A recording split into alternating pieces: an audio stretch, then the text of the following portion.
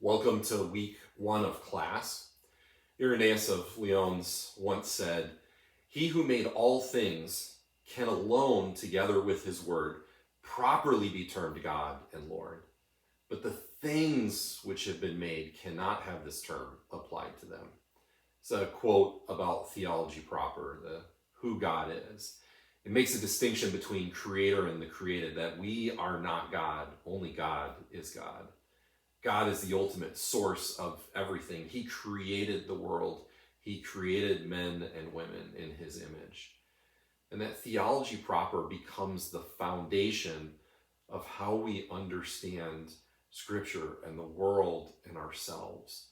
And so this week, you're not only going to spend time in the larger systems of biblical theology and systematic and historical theology and dogmatic and contemporary, looking at what those big categories are, but you're also going to spend some time in that issue of systematic theology, theology proper, and the doctrine of God and who he is, okay?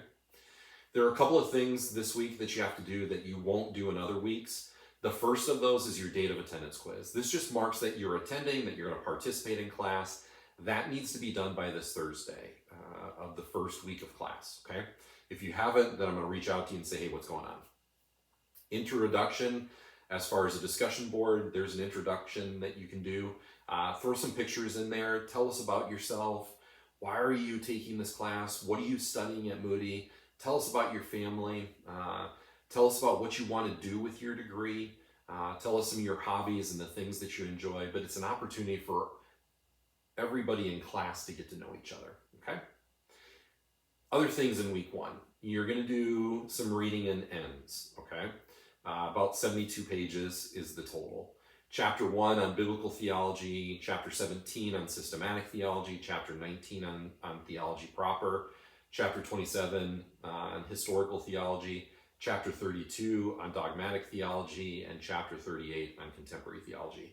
That's going to give you a big picture of what theology is and some of the different subsets of it. And then later on, we're going to go into individual sections of each of those. You're going to do that in part this week with theology proper, but it's going to give you an opportunity to see big picture-wise what there is in theology.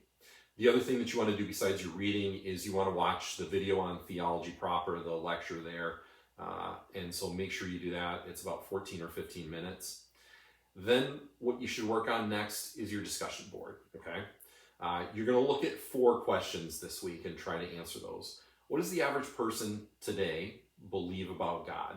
You can look online and see if you can find research about that. You can maybe survey some people that you know at work or school or family or friends. The other thing is, on what do they base their ideas? What do they base their belief or unbelief of God in, okay? Third question is, can God's existence be proven by reason? As you have read the section on theology proper, can God's existence be proven by reason? Lastly, what relevance does the doctrine of the Trinity have today? How would you explain it to the average person? And so that again is in chapter 19 on theology proper. You're going to look into that. I want you to answer all of those. Look at all of those, okay? And answer those questions in your discussion board. So I'm not looking for one-word answers, or not one word, one-sentence answers. I want you to spend some time on each of those. Make sure you hit all 4 of them. I don't want you to hit just one, okay? The last thing that you have to do this week, and probably the thing that scares some of us the most, is the exam. It's a 25-question exam. You have 1 hour. It is timed. So if you go away, it still keeps counting. You can't pause it. If you X out of it, it will shut down and you will record that score for what you have done rather than everything. So make sure you do every single question. Give yourself enough time to go through that. There are multiple choice questions. There's multiple answer questions. There's true and false. There's fill in the blank. It is to determine that you did the reading, that you understand the material, that you can speak to it, if that makes sense, okay? I want you to go through it, take the exam.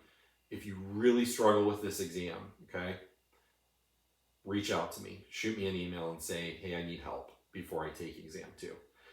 Don't wait until halfway through the class and you've failed a couple of exams and then say, oh, hey, I need help. Reach out from the beginning, okay? And the conversation is going to be about learning style. How do you learn best? How do you read? What are you doing when you read? How do you remember things? And so trying to tailor something that's going to genuinely help you to do the best that you can on the exams, okay? I don't want to see anybody fail. I don't think the exams are that hard. I've looked them over. But it is going to take you work, more than just reading through the chapter, but kind of going and doing something to identify key things, okay? But again, I am here for you to help in any way that I can. Email me if you have issues. If it's an emergency, you can call or text me. If I can pray for you this week, reach out. I would love to pray for you about whatever's going on. God bless and have a wonderful, wonderful week 1.